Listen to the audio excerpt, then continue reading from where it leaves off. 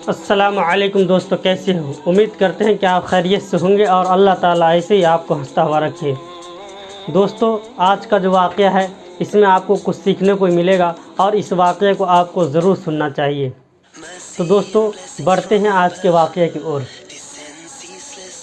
हज़रत निज़ामुद्दीन औलिया रहमतुल्लाह अलैह को कौन नहीं जानता, जो अल्लाह के बहुत बड़े पाए के वली गुज़रे हैं।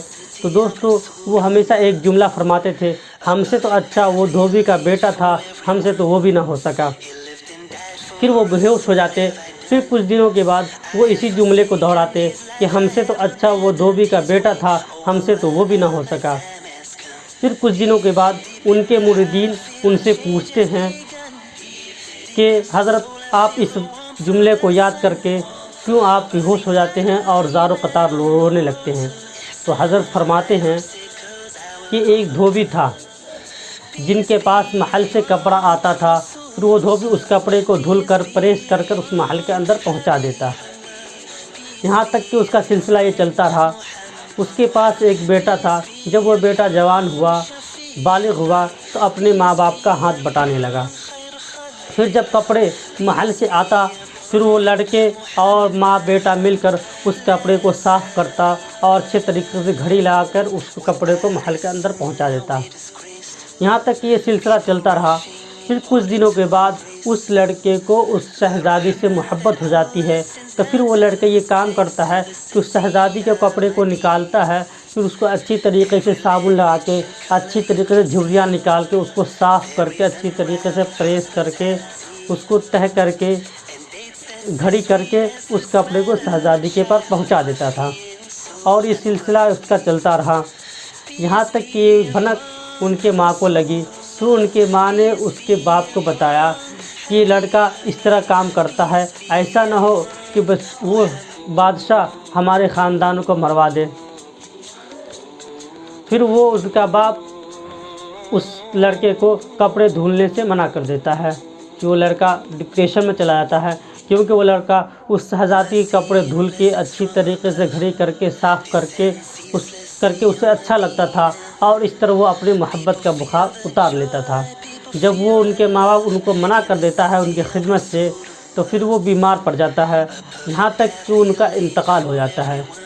फिर महल के अंदर यूँ होता है कि महल के अंदर कपड़े धुलने के तरीक़े और उसके तह करने के तरीक़े और उसकी घड़ी करने के तरीक़े बदल जाते हैं। फिर शहज़ादी धोबन को बुलाती है और पूछती है कि ये कपड़े तुम धुलती हो कि कोई और धुलता है? धोबन बोलती है, मैं ही धुलती हूँ। फिर शहज़ादी उस धोबन से पूछती है, सही से बताओ, ये कपड़े तुम ही धुलती हो कि कोई और धुलता है? वो धोबन बोलती है, मैं ही धुलती हूँ। तो फिर शहज़ादी एक सूट निकाल कर उस धोबन को देती है, बोलती है कि इसको घड़ी करके दिखाओ।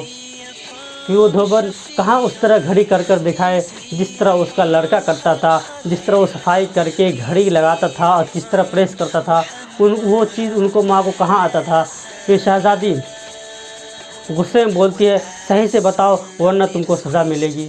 फिर वो धोबन ज़ारो कतार रोने लगती है और अपनी ही लड़खाती ज़बान में बोलती है कि कपड़े मेरे बेटे धुलते थे, मैंने उसको इस कपड़े को धुलने से मना कर दिया, यहाँ तक कि वो बीमार हो गया और उसका इंतकाल भी हो गया।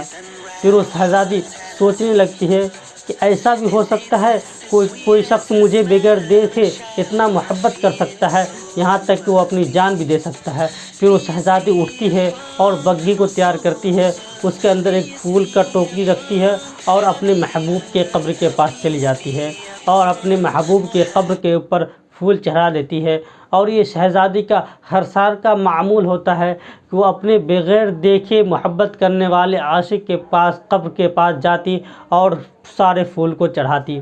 फिर वो इस वाक़या को बयान कर कर ज़ारो कतार रोने लगते हैं और फरमाते हैं कि जब वो लड़का उस शहज़ादी को बग़ैर देखे इस कदर मोहब्बत कर सकता है, तो हम क्यों नहीं अल्लाह ताला को बग़ैर देखे इस कदर मोहब्बत कर सकते हैं और अपने ज़िंदगी के तौर तरीक़े बदल सकते हैं और अपने इबादत करने और अपने नमाज़ पढ़ने में खुशू ला सकते हैं। लेकिन आज तो हम बोझ गुजारने की नीयत से नमाज़ पढ़ते हैं। दोस्तों, जब वो एक शहज़ादी اس بغیر دیکھے ہوئے محبت کرنے والے شہزادے کی محبت کو پہچان سکتا ہے، تو کیوں نہیں اللہ تعالیٰ کی محبت میں پڑھی گئی عبادت اور نماز کو اللہ تعالیٰ پہچان سکتے ہیں۔